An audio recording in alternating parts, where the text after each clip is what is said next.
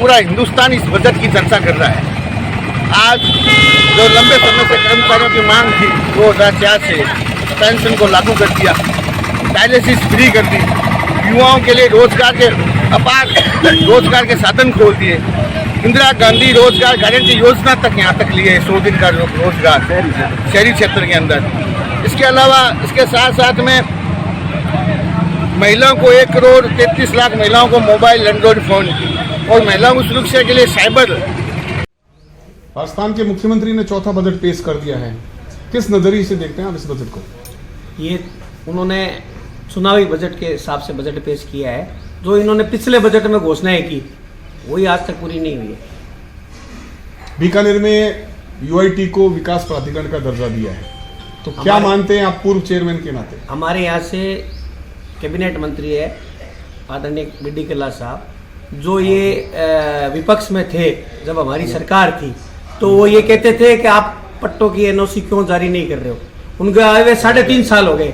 UIT में आप 3.5 साल का रिकॉर्ड उठा के देखो, जो एनओसी नोट डाल के हमारे बीजेपी के कार्यकाल में दी जा रही थी वही आज दी जा रही है।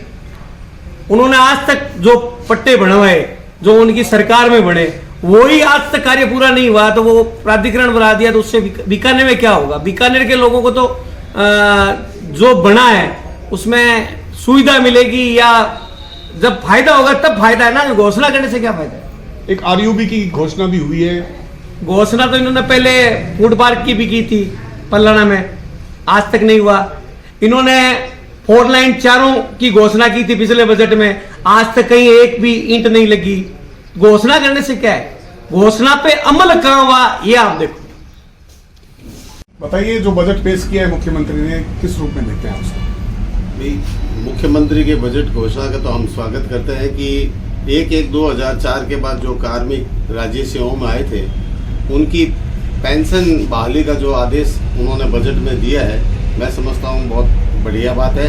इससे नौजवान पीढ़ी जो शिक्षित हो रही है उन्हें राजकीय सेवाओं में आने का जो अवसर मिलेगा और पेंशन के पूरे परिलाभ मिलेंगे तो बहुत बड़ी खुशी होगी। इसके अलावा कर्मचारियों की और कोई मांगे थी? कर्मचारियों की एक मांग और थी कि भी कर्मचारी पति पत्नी दोनों राजकीय सेवाओं में अगर कार्यरत है और दोनों का निधन हो जाता है तो दोनों की एवज में बच्चों को नौकरी मिलनी चाहिए।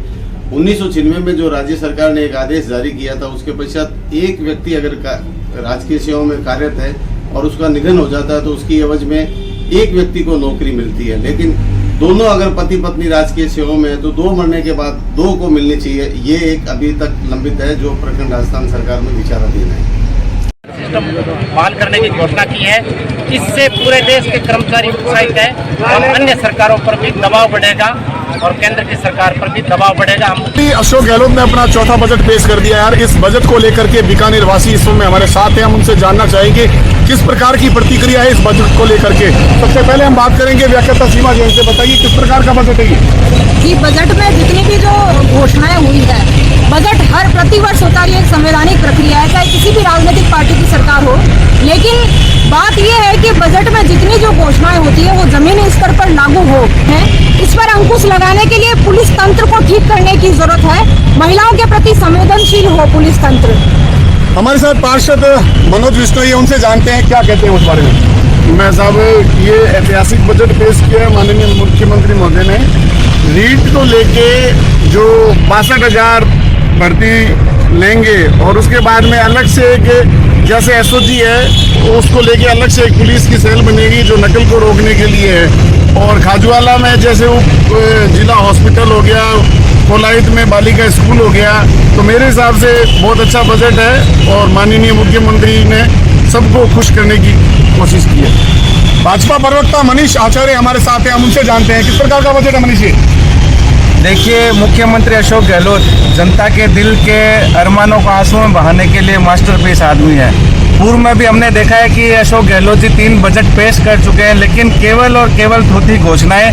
कांग्रेस के नेता बजट के समय टेबल थपथपाते हैं जोर से, लेकिन उनके क्रियान्वयन के समय मौन हो जाते हैं। तो पूरी तरह से लोक लुभावन और चुनावी छाया में दिया गया बजट है। पहली बार मुख्यमंत्री ने गैर अधिकृत पत्रकारों के लिए घोषणा की है। इस समय हमारे साथ जुड़े हुए हैं प्रदेश जार के उपाध्यक्ष भवानी जोशी। किस प्रकार का बजट कहेंगे इसको? इस गैर पत्रकारों को जिस तरह से बजट में लिया गया है, कोरोना बीमारी को लेकर जिस तरह 50,000 की घोषणा की गई है, वो बहुत सराहनीय है। लेकिन